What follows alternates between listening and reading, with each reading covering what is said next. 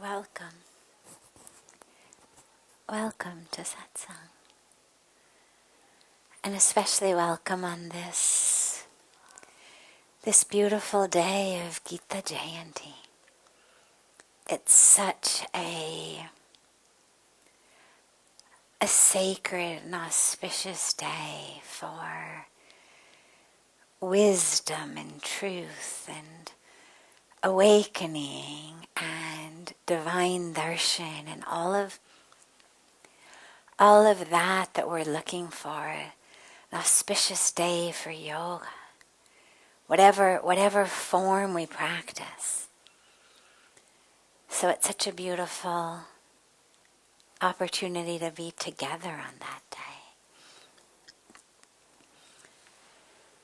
And we begin, as always, with a question that comes in advance. We're joined not only by our beautiful family here, but also by our family joining us online from all over the world who tune in and in their homes, in their cars, in their offices, wherever they may be. And we get questions that come in advance from them on YouTube, on Facebook, on different channels. So we begin by taking one of those questions, and then we open it up to any questions that anyone here might have. Loneliness leads to fear. So how can we become free of loneliness and live in the truth that Krishna is with us, even if our mind says that he's not tangible?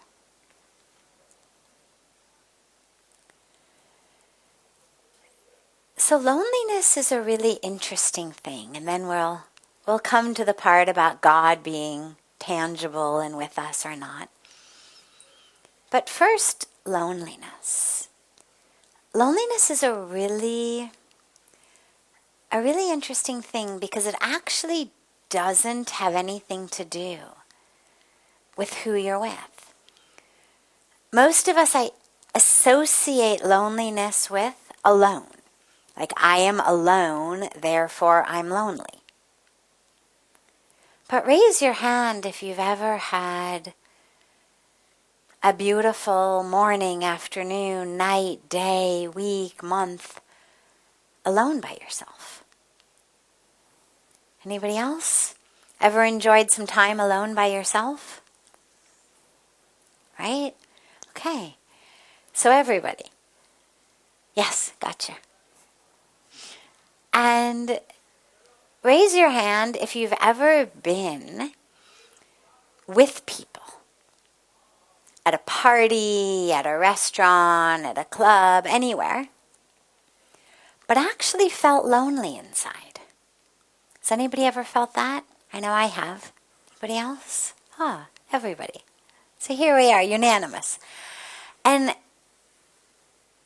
it's important to realize that because that experience of loneliness isn't based on who's around us. You can be alone and feel full and complete and exuberant, excited, happy. And you can be surrounded by hundreds of people and feel lonely. It's not about the presence or absence of people. It's about the presence and absence of connection. Lack of connection leads to loneliness. But that connection doesn't necessarily have to be with people who are right there in front of you. COVID has shown us that. How easily it is to connect with people online, even if we can't be with them physically. But to have that connection. We miss them. We'd like to see them and hug them and hold their hands. But we have the connection anyway. So when you think about loneliness, don't think so much about who's around me, but think about, am I connected? The question then becomes, connected to whom? Because when we're connected to the people around us, or the people we're seeing through Zoom or WhatsApp, it's beautiful, but it's temporary. So if I were feeling lonely and I got on a FaceTime or a Zoom or a WhatsApp with a friend or a family member, while I was talking to them, I would no longer feel lonely. But the moment it was over, I would feel lonely again. The question then becomes, how do we take care of loneliness in a broader way so that it's not, I have to always be with someone who I'm deeply connected to? Because then it makes life really difficult. How many people do you have who you're really deeply connected to, right? A handful. Small handful, maybe just a couple. Maybe even just one. Then it means you're stuck, crazy glued to that person all the time. Otherwise you're lonely. And that puts a big damper for you and for them. Prevents you from being able to maybe go a different place to do something, or having them go a different place to do something. If every time you are separate, not only do you miss them, but you are overcome with loneliness, then that's a major handicap. Then you can only go where they're going. They can only go where you're going. So the solution is to realize that actually we have within us two very beautiful opportunities for deep connection that are always with us. And the first and main one, or supreme one you could say, as the question asked, is Krishna. It's perfect, as today is Gita Jayanti. We'll talk about God in the form of Krishna.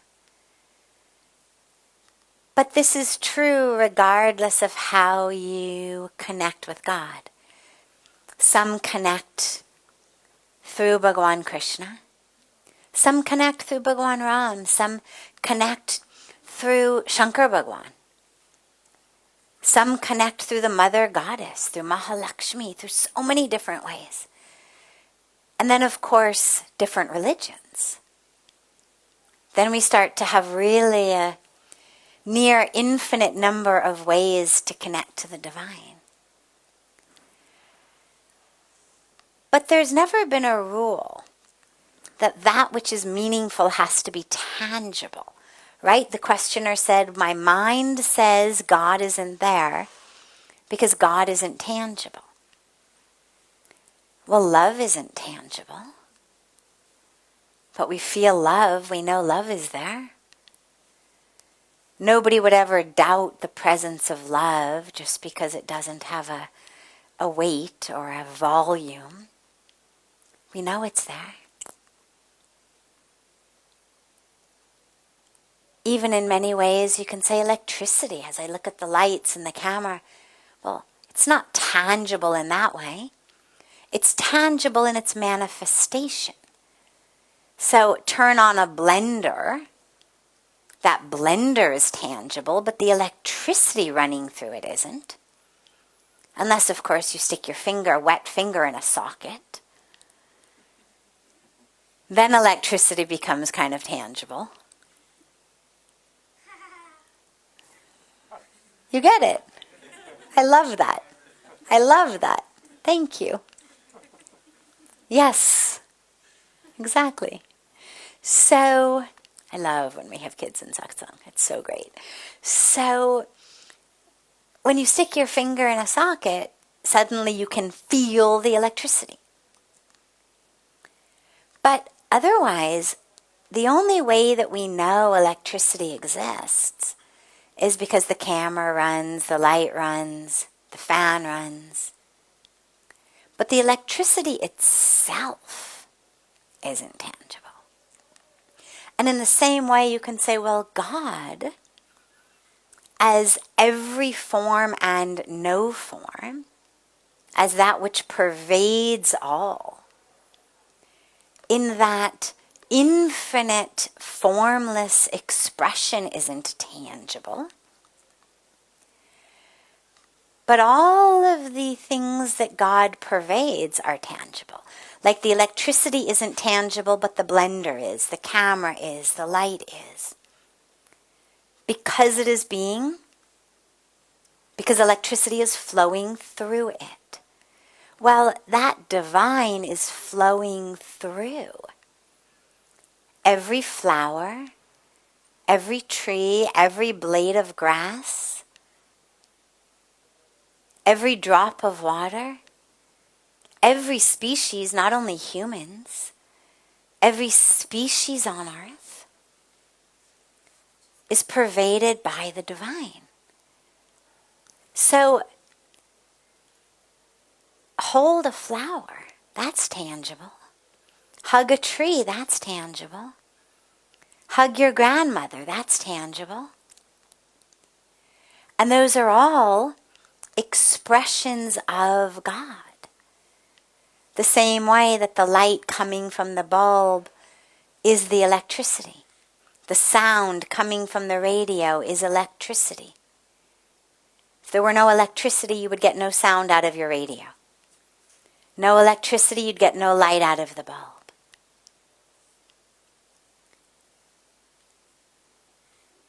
So the manifestations are tangible. But even if not, as we said, love isn't tangible, so it means the most beautiful things in the world are not tangible. But you know that they exist because you feel it. So don't allow your mind to steal your devotion by saying, well, God isn't tangible. Every time your mind says that, you can ask your mind, well, do I love my mom and dad? And then, of course, you'll say, yeah. And then you can have a little debate with your mind and you can say, well, prove it to me. Show it to me. How much does that love weigh? How big is it? What's its volume? And then, of course, the mind has to realize, that too is not tangible. So we connect with God knowing that God is always with us. But we also, if that's difficult, as it is for some people, remember that inside you also have you. You also have you inside. Now, we've got you as a manifestation of the divine, absolutely. But we also have just you as you. Right? Now, raise your hand if you think that you are a good friend. That if someone wants to be your friend, are you a good friend? All right, so almost all of you. Almost all of you. So, if you're a good friend to others, what do they see in you? What do they like about you? Yeah. What would your best friend say about you? Huh? We find everything good. You see everything good. Wonderful. Accepting. Listening. Kindness. Loving. Beautiful. I'm sorry? Absolutely. I'm sorry? Helping. Absolutely. So you are loving and kind and helping and listening, positive, seeing the good. So you've got a really good friend with you. And so even if you can't feel God in you, well, you should feel yourself in you. And since yourself is in you, you're not alone. Because remember, all of your friends have a wonderful friend in you and really like you and think you're really special. You're really wonderful. And so when you find yourself alone with yourself, try to get to know that person who everyone thinks is such a good friend.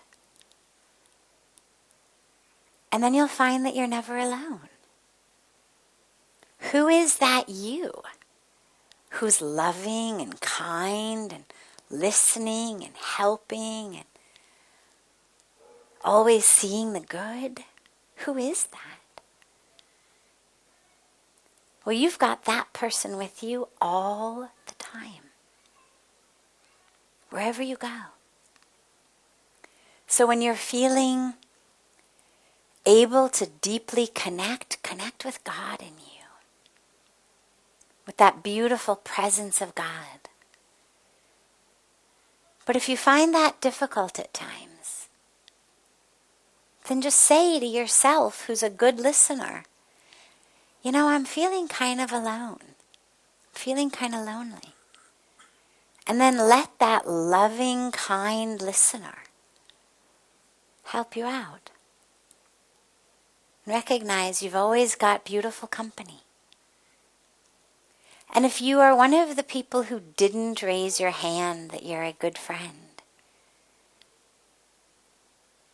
well, you're cheating not only others, but you're cheating yourself. You're harming not only others, but you're harming yourself. And ask yourself, what is it that keeps me from being a good friend? And how can I change that? How can I become more kind, more loving, a better listener, more helpful, more positive for them, for the relationship, but also for you?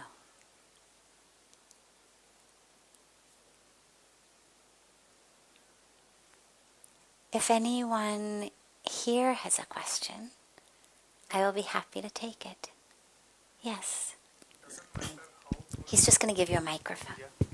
So I have a question here is like, doesn't matter how good, how loyal and whatever good qualities we say to be as a good friend. Sometimes even good friendships turn into Animosity, yeah. animosity, and also even friendship breaks, right? So why do that happen? So we start in a very good way and we travel a lot and suddenly even the friendships break. So why is that happening? Yeah, it's always sad when we lose friendships. There's usually one of two reasons. One reason is the more simple, natural way. The flow of life just moves. And maybe it's a physical distance, you move, they move.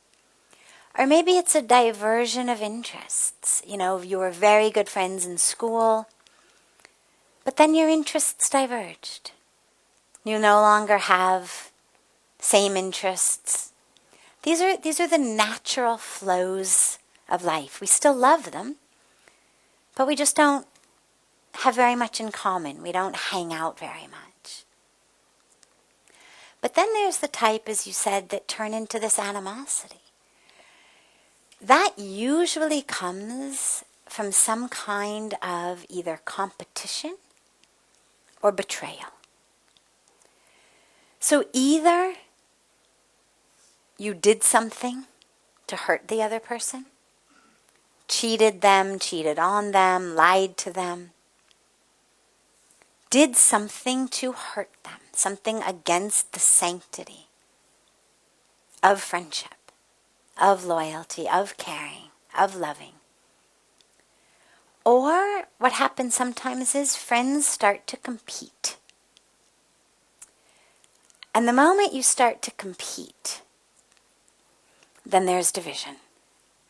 Because then suddenly we are separate. It's you versus me versus you. It used to be us. It used to be we. We were one. We could eat from one thali. We got a cookie, we split it in half. Had a long drive, we would alternate who had to drive, whatever it was. Long math homework, you did half, the other one did half, right? I mean, we share with friends in this we are one way. But suddenly there comes competition. Sometimes it's academically, who's going to do better in school. Sometimes it's in the career, who's going to advance, especially if you work in the same company, who's going to get credit for something. It happens sometimes socially. Who's going to be the one who's more popular? It happens sometimes romantically. Competition over a man, a woman, a boy, a girl. Competition breaks relationships because it creates this separation. Me versus you. If your loss is my gain, and my gain is your loss, and your gain is my loss, we can never be friends. Because then I'm always wanting your loss because that's my gain. And I never want your gain because that would be my loss. And it's very hard to have a friendship like that. Absolutely. So that's where you get losing friendships. But, love is very resilient and very powerful. And if there really was a powerful bond, even if you feel like you've lost it, go back. If something happened, go back. See what you can do to fix it, especially if it was your fault. See what you can do to make amends. If it was their fault, forgive them. But love doesn't come very easily every day. Good friends aren't growing on trees. So if you've got one, even if something happened to separate you, see what you can do. And if all that happened was time or space, location, reach out. Reconnect. Because those friendships are very, very, very precious. Yes, wonderful. Does anyone else have a question? Yes. अच्छा उसको पहले इसको दे देना. Yeah. Why is a human mind is... Can you come here? Can you come here? Come here. इधर आओ. Oh. Yeah. Thank you. You can come sit here with me. Want to sit here or here? Either way. Okay. And you know what? If you sit like this, if you turn around, there you go. Come back a little more. There you go. Then all of our family from all over the world can see you. You want to? Human mind इतना चंचल क्यों होता है? Why is it so wavering all around? Yes, yes. I get it. Beautiful.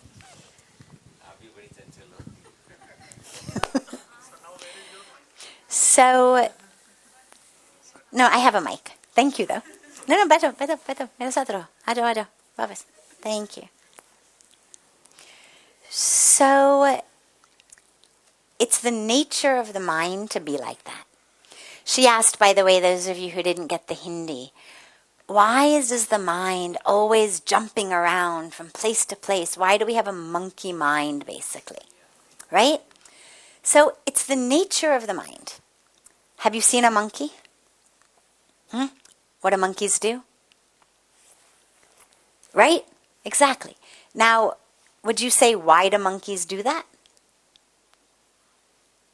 If I ask you, why do monkeys do that? Because it's what they do, right? It's the monkey. Bandar to hai ye. It's their nature. It's their nature. So, monkeys jump, it's their nature. Our mind jumps, it's the mind's nature, but you can control your mind.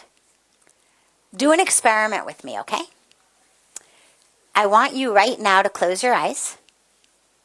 And close your eyes. And in your mind, I want you to count to 10 inside your mind very loudly.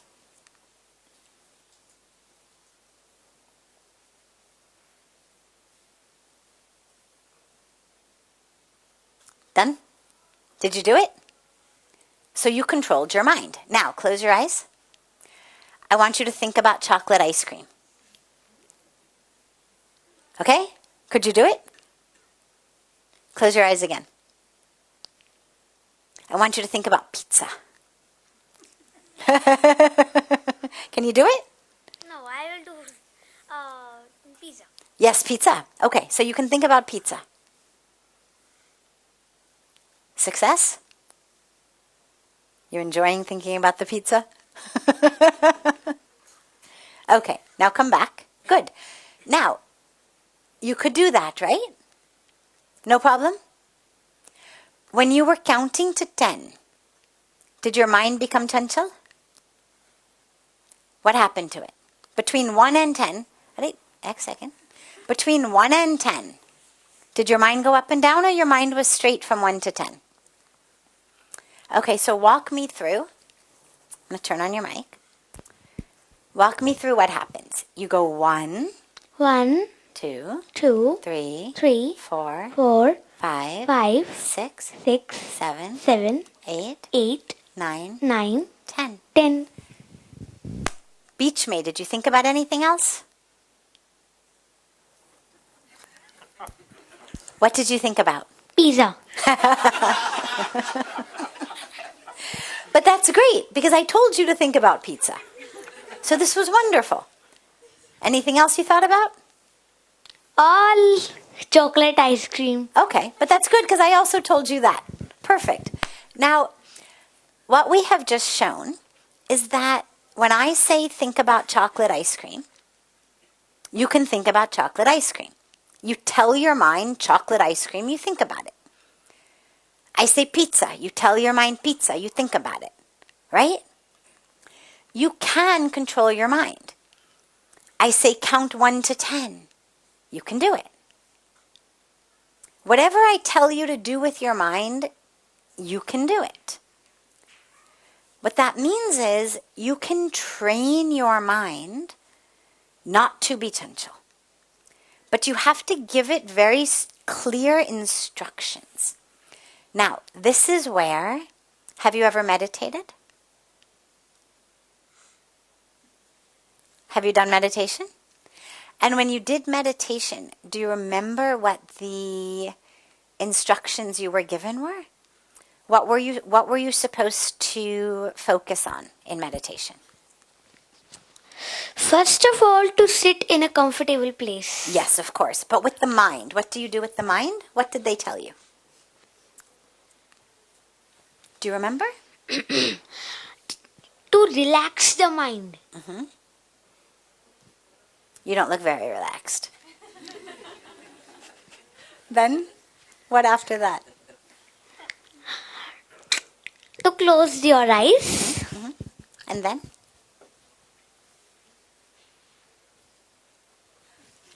No problem. Here's what we're going to do. I want you to close your eyes. We're all going to close our eyes together, okay? Come sit next to me.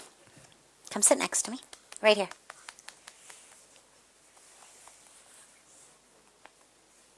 Here. There you go. There you go, okay? Now, we're going to close our eyes. Everybody is going to close our eyes together. Okay? Yes, you already got your hands in exactly the right position. Now, as you've said, we're going to relax our minds, which is a lot easier said than done, as you demonstrated. But we'll take a moment.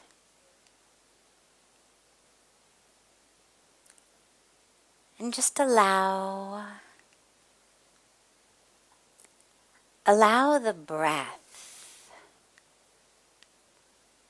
to become slow.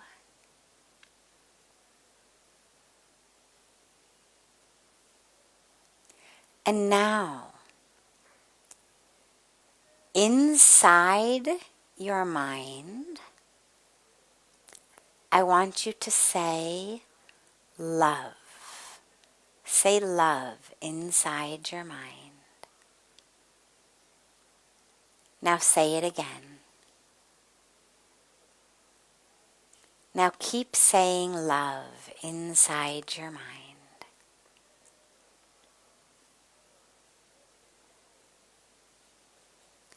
Now, I want you to notice your breath. Just notice it. Imagine that after meditation you have to write a report about your breath. You're not trying to change it. Just become aware of your mind. Of your breath. Put all your focus, all your awareness on the breath. Don't try to change it, but just become aware of it.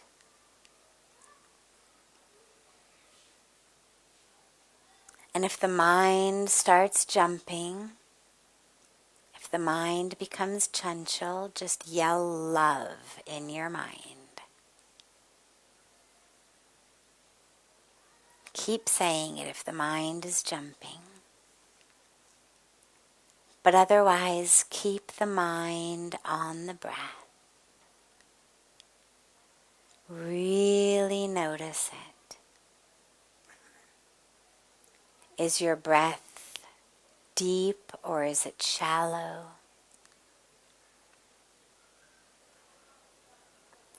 Is it long or short?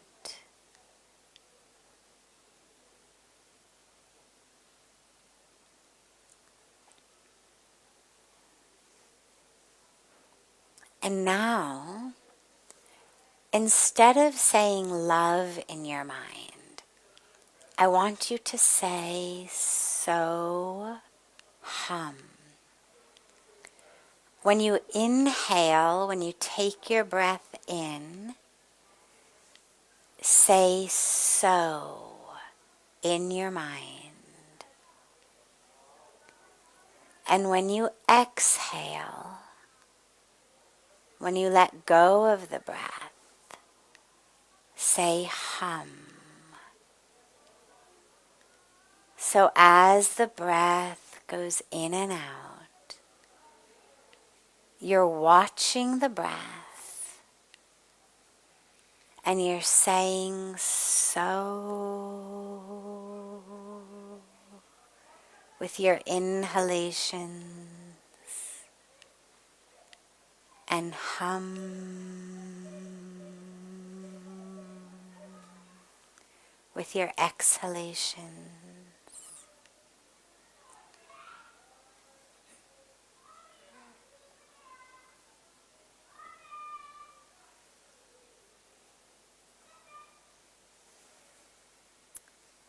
Okay, now you can gently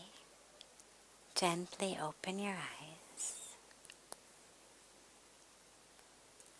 How did that go for you? How did that feel? A little nasty. A little nasty? In what way? Like very, very jumping. Very jumping. Okay, well, Not very jumping. Okay. I mean to say. Well, that's a lot slower jumping than before. My mind was jumping a little slow. Okay, well, that's good. And that was only maybe 4 minutes of meditation. Imagine what would happen if you did that every day, maybe 5 times a day, and for a little bit longer. See, just in a few minutes, everybody's mind jumps, don't worry. Your mind is very beautiful. Very beautiful. But the goal is that we want it not to jump out of your control.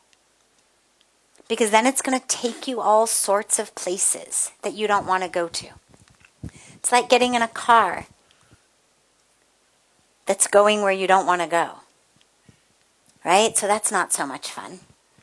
When you get in a car, you want it to go where you want to go. So if the mind is jumping and you have no control, it's like getting in a car that has no steering wheel.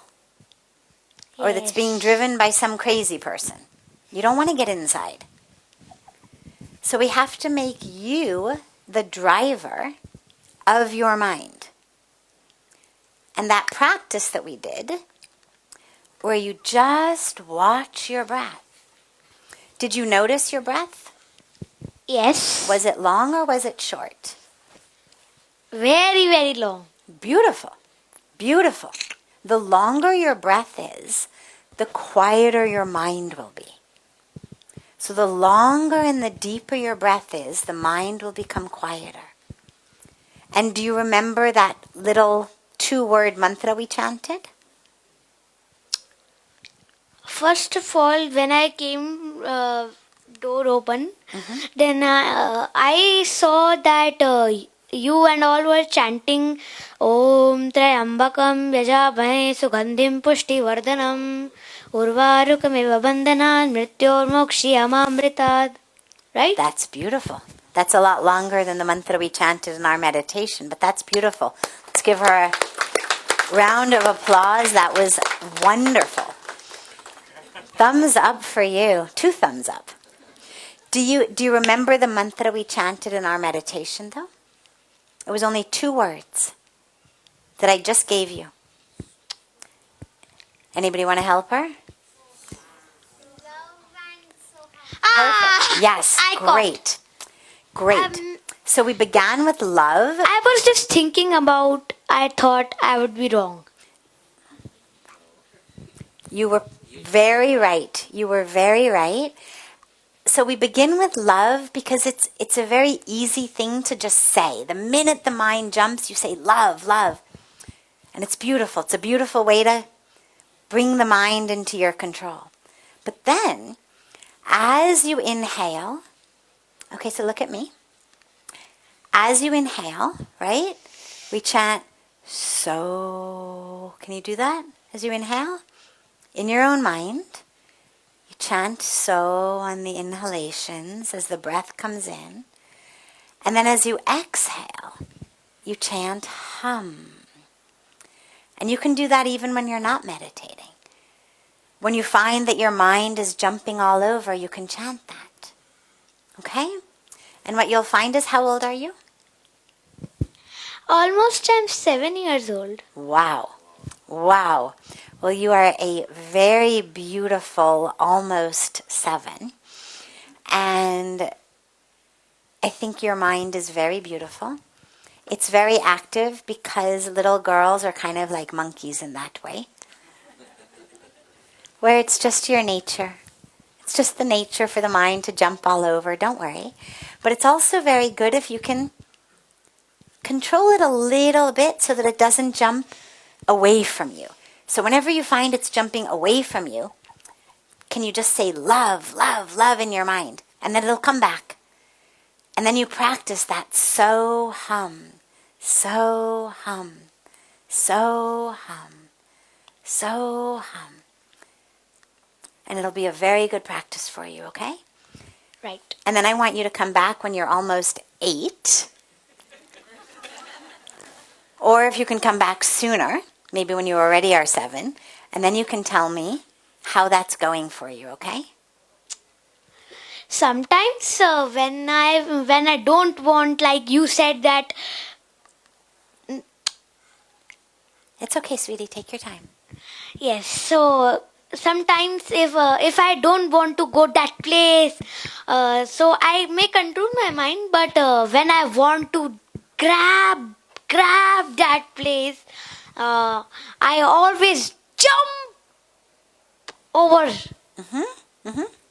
Well, jumping is okay, as long as you're in control.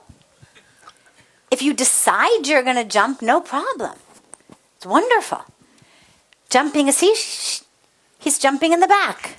Perfect. Jumping is great. Jumping is great. Now you can keep jumping. Jumping is great. Lets off some energy, some steam. It's very good. It's good exercise. So if you decide you're going to jump, no, but you want to come up, how are you? How are you? Fine. You were doing some good jumping back there. Yes. Yeah. So she was jumping on purpose. It's great. It was not out of her control. The problem when our mind jumps is it's not in our control. So if we decide, oh, I'm going to eat pizza, I'm going to jump to think about pizza. No problem. I'm going to go to school, I'm going to jump in my mind to think about going to school. No problem. The problem comes when you are trying to think about school, but the mind is on pizza. Right? That's the problem. So you want the mind to be able to be where you have put it. And so that's why we meditate to practice. Okay, do you think you can do that? Wonderful. And what is your name? Manya. Manya. Manya. Beautiful. Beautiful. And what is your name? Amarya. Amarya. So beautiful. She's my friend. Lovely. No, I mean to say, my friend's name is also Amarya. Ah, well, she can also be your friend. How about that?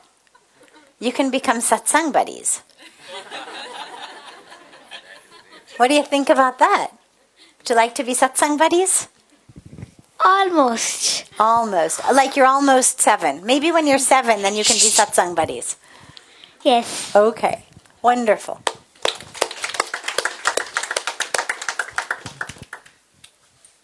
Amarya, do you have any questions?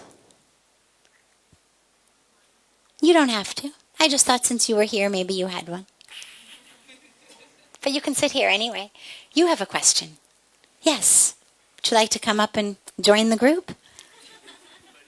You are looking very tall, very tall. Nice. You may be very... But you know what, sweetie? Can you turn around just so that everybody can see your beautiful face? Yeah, you can come a little closer if you'd like. No problem. There we go. Okay. If God really exists, how can we feel God? Beautiful. So, does God really exist? And how can we feel God? So God exists in everything. And God is love. So when you think about, close your eyes for a minute, and think about the person you love most in the whole world. Now think about giving that person a really big hug. Can you feel it? Yes. Okay. Yes. When you feel it, that's feeling God.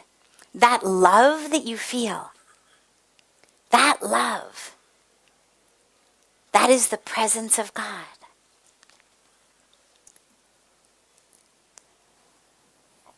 Tell me who the person was that you thought of. Mom. Mom, beautiful. And how old are you? 9. You're 9. Okay.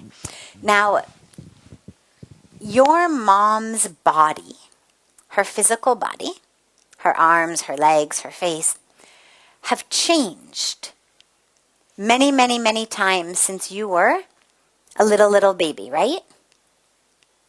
Right? Maybe you can even remember some of those changes. Maybe some of them you only notice when you look at photographs. But all of us keep changing. Not just because we're aging, but just actually the cells of our bodies keep changing. Our body keeps changing. Everything keeps changing. But you've always loved your mom, right? Yeah, turn it. Yes, we can turn that. Turn it on for a big Yes. yes. Now, is it mom's finger you love? Whole mom. Whole mom. Okay, so whole mom means fingers and toes? All body parts. All body parts. Okay. And what else? Is it only her body? Her love. Her love. So where does mom's love exist? Where is that? In Is her that- heart. In the physical organ of her heart? Like in her ventricles? No. No. So where's that love? Mind. It's a trick question, I know. I'm sorry. I've given you like the PhD plus question and you're only 9. So but here's the thing. Mom's love. Well, we say heart, but the heart's a physical organ. The love doesn't actually exist in our, ventricles. Right? Doesn't exist in the little drops of blood. So that love exists. That love that connects us is an energy. Love is an energy, right? You feel it. You can feel love. It's an energy. Well, that's the energy of the divine. That's the energy of God.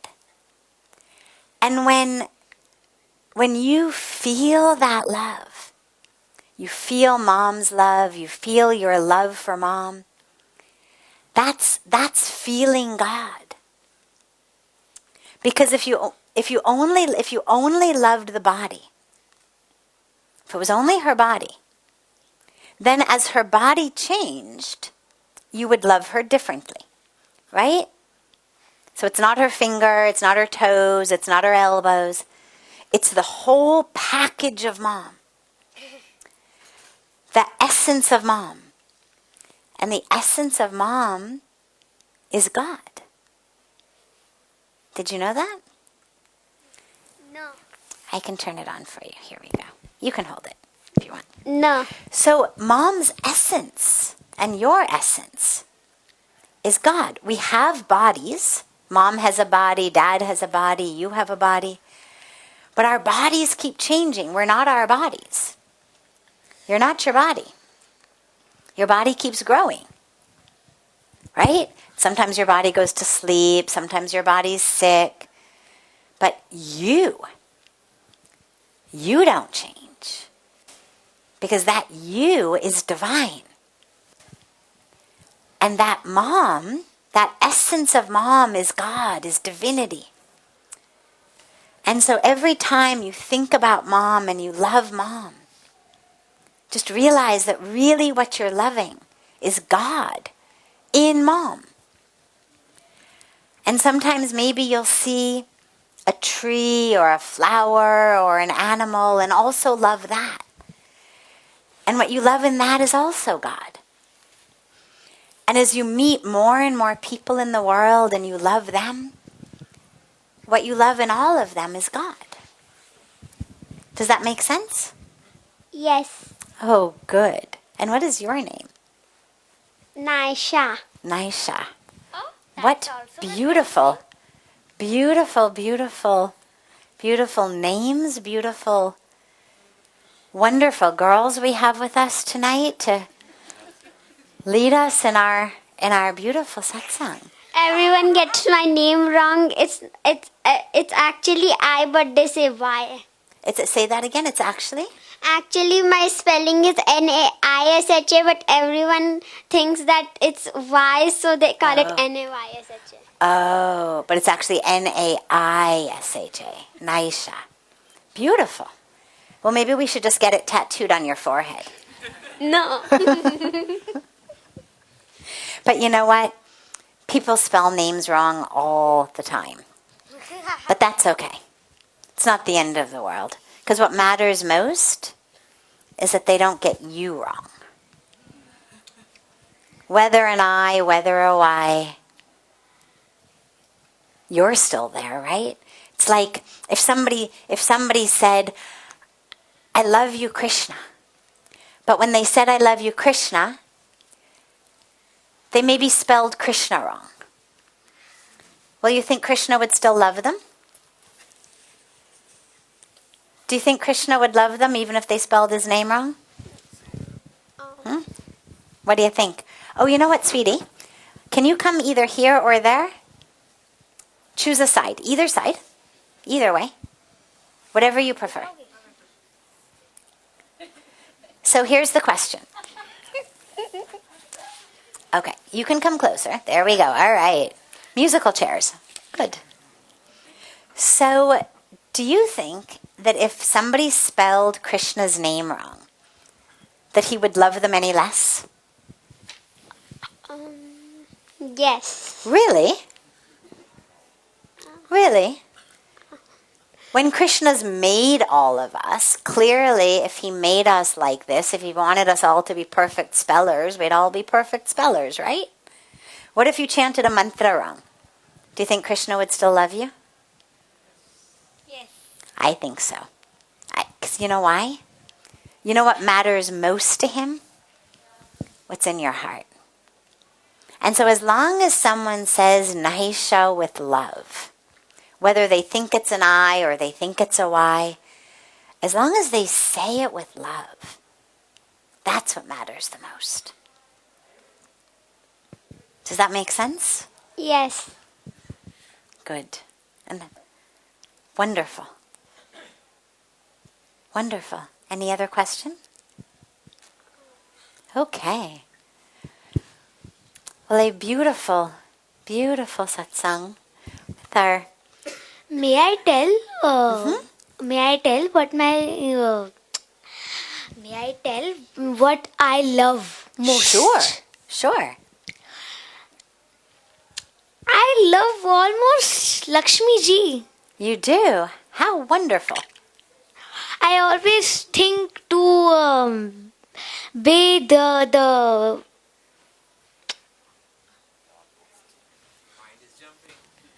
That's okay. No. She's just... That's okay. No, concentrate. It's okay. the murti, the The Lakshmi Murti. yes. Yes. I always think to bathe the murti with Ganga Jal or anything else. That's beautiful. I always think to wear them a new dress. Oh, beautiful. Beautiful. Did you see our Lakshmi ji here? Yeah. I was in Haridwar right now.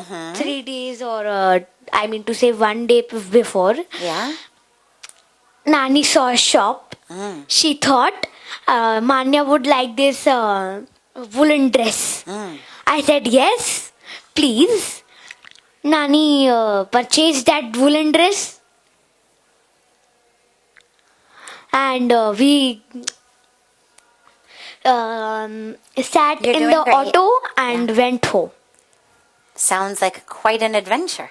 In the hotel. In the ashram. Yeah. Wonderful. Well, I'm so glad that you love Lakshmi ji. I'm sure that Lakshmi ji loves you. That's wonderful. And that's how you feel. How you feel God. I have sat them on a singhasan. Oh, wonderful. Mini. Mini Singhasan. Okay. Yeah. Okay. Well, that's lovely. That's wonderful. We should do as much of that as you can. Because that connection to God when you're bathing Lakshmi ji, when you're pouring Ganga Jal on her, when you're putting her on the Singhasan, in that moment you can feel her. You can feel her. And that's when you start to really be able to feel that beautiful presence of God. Yes. How can we control jealousy? Ah. Very nice question. Then you will ask. Okay. So let us first unke liye taaliyan bajao, because that was a very brave question to ask. A very, very brave question to ask about jealousy. Now, I would... Me too. I have also the same question. Okay, great. Well, you are also very brave. Very brave. Now, can you tell me what things make you feel jealous? Thank you so much. Tell me what makes you feel jealous.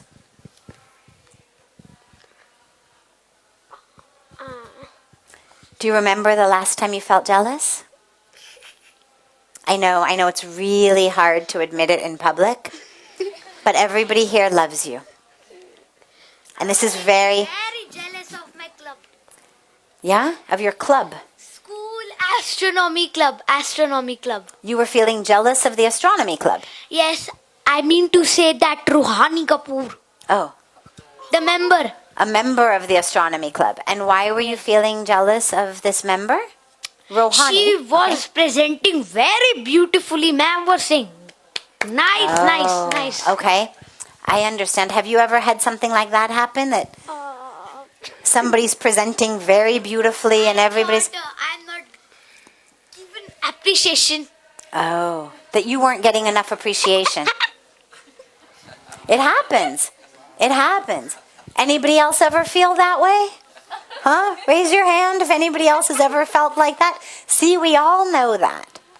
We all know that. I felt jealous when I got the silver medal in space. Actually, I wanted the gold because I love to study space. Absolutely. Me too. Astronomy. The two of you should become... Yes, astrology buddies, exactly. Astronomy buddies. So, here's the thing with jealousy. Jealousy happens to all of us. Okay, jealousy happens to all of us. It's very normal, but it hurts a lot inside, right? When you feel jealous, your heart hurts, and pain does not feel good. So the question is, how do we stop feeling that pain? Number one, this Rohini, who was looking very beautiful, and this person who got the gold medal, can you look at them and actually appreciate them? Can you also say, wow, Rohini is looking so beautiful today, and just appreciate it? And can you look at the person who got the gold medal, whatever they did, maybe a project, maybe the answers on a quiz or a test. One sec, sweetheart, just coming right back. Then, if you can look at that and actually see it and appreciate it, then what happens is it makes a good feeling in your heart rather than a bad feeling in your heart. Because jealousy is looking at them. Jealousy already knows she looks very beautiful. This other person did better than I did. But it's looking at them with a negative, painful feeling. If instead you can appreciate them, then it brings a happy feeling. But along with that, that's part one. Part two is you have to say to yourself, and I want you to repeat after me, both of you, I am beautiful. I am beautiful. I am wonderful. I am wonderful. I am very, very, very smart. I am very smart. I'm very smart. Why copying? Beautiful, beautiful, beautiful. Now, one more. I am complete. I am complete. I am whole. I am whole. I am full. I am full. I am divine. I am divine. Beautiful. Now, I want you to say that all the time, every day. Because when you know, let's do it again.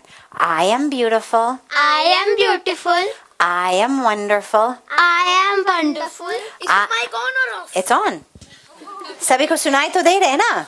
हाँ हाँ, आवाज तो आ रही है सबको. बढ़िया. I am beautiful. I am beautiful. I am wonderful. I am wonderful. I am very, very, very I am smart. very smart. I am full. I am full. I am whole. I am whole. I am divine. I am divine. Okay, can you do it on your own? I am beautiful. I am very, very, very Wait, smart. You missed one. You missed one. I am beautiful. I am wonderful. I am wonderful. I am very, very, very smart. Very, very smart. I am whole. I'm divine. I'm divine. Great. And full. And I am full. Beautiful. Shall we try it together one more time? I am beautiful. I am beautiful. Together. Mere saath bolo. I am beautiful. I am beautiful. I am wonderful. I am wonderful. I am very, very, very smart. I am very, very, very, very, very, very smart. I am full. I am full. I am whole. I am whole. I am divine. I am divine. Beautiful. You're going to remember that? Yes. Moms, इसको note कर लीजिएगा. है ना, ये तो रोज का मंत्र हो गया. ठीक है? So, the cure to jealousy is that you appreciate what's beautiful in the other, but you also know how full and whole and complete and beautiful and wonderful and divine you are. Can you do that? Can you do that? What? Okay, I will repeat myself. I said the key to overcoming jealousy is that you appreciate what is wonderful in others, and you know that I am beautiful, I am wonderful, I am very smart, and I am full and whole and divine. So there's nothing to be jealous about, because I inside of me am already full and divine. Even if somebody else has the gold, you get the gold on the inside. You get the gold on the inside, okay? And you, of course, absolutely. There's an unlimited number of golds to go around. When बाद में after I noticed मुझे पता चला कि actually रूहानी की mother और उसके cousins ने उसको PPT बनाने में मदद की थी, बढ़िया सी PPT बनाने में. I thought she is very cheating. Cheater, most big cheater.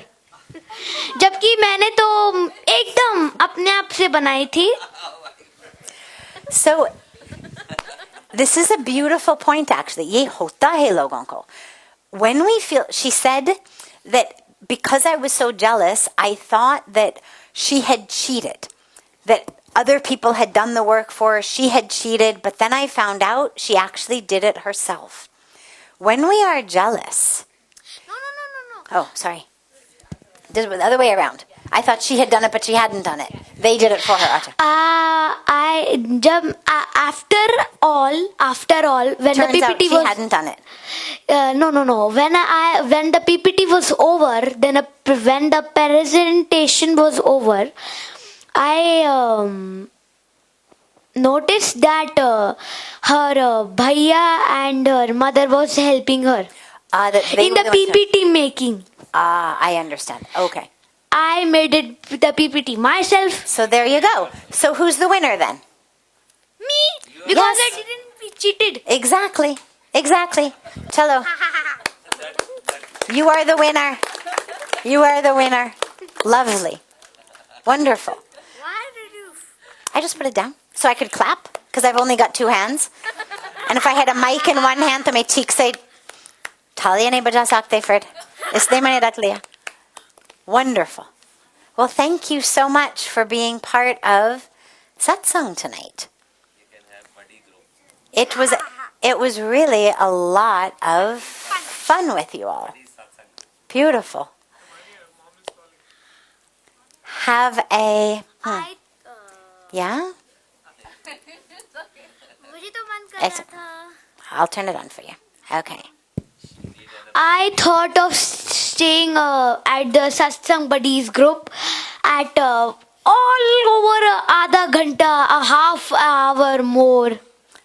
You'd like our Satsang Buddies group to go half an hour more? Yeah. Well, do you have another question? Or do you just like hanging out? Because hanging out I is okay. have just one question. Yeah.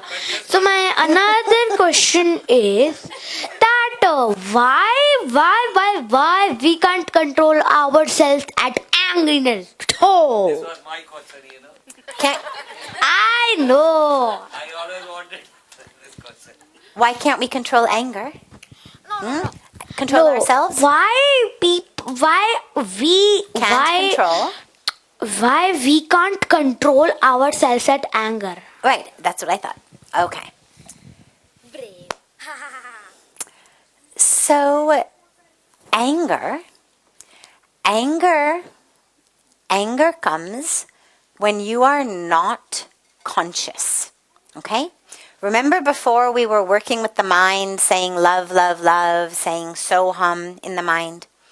When you are not conscious in your mind, that's when we become angry. We see something, and suddenly, without any consciousness, we become angry. Because what we want is not happening. That's what anger is. जो मैं चाहती हूँ, वो नहीं हो रहा है. जो मैं नहीं चाहती हूँ, वो हो रहा है. So I become angry. But I become angry because I am unconscious in that moment. I'm not present. I'm not grounded. I'm not anchored. So if you want to prevent anger, remember we were working with your breath, about being aware of your breath? Every time you feel anger, I want you to close your eyes, count to 10, and allow the breath to be very, very, very, very slow and very, very, very deep like it was. And I want you to chant so hum. When you inhale and exhale, I want you to chant that. Done, right? And the anger goes. It's a beautiful, beautiful way to break free of anger. Otherwise, anger kills us. It kills us. Okay? Well, I think you are wonderful. Absolutely wonderful, all three of you. Really wonderful. No, I would say 3 gold medals. 3 platinum medals even. Better than gold. Diamond medals. 3 diamond medals. Beautiful. And now you get to go. Now you get to go and be the model for other people. Now you get to go teach other people what you have learned. Okay? Slowly and gently and calmly and lovingly, you get to teach them. What do you think about that? What is the meaning? See, self-independent. Yeah.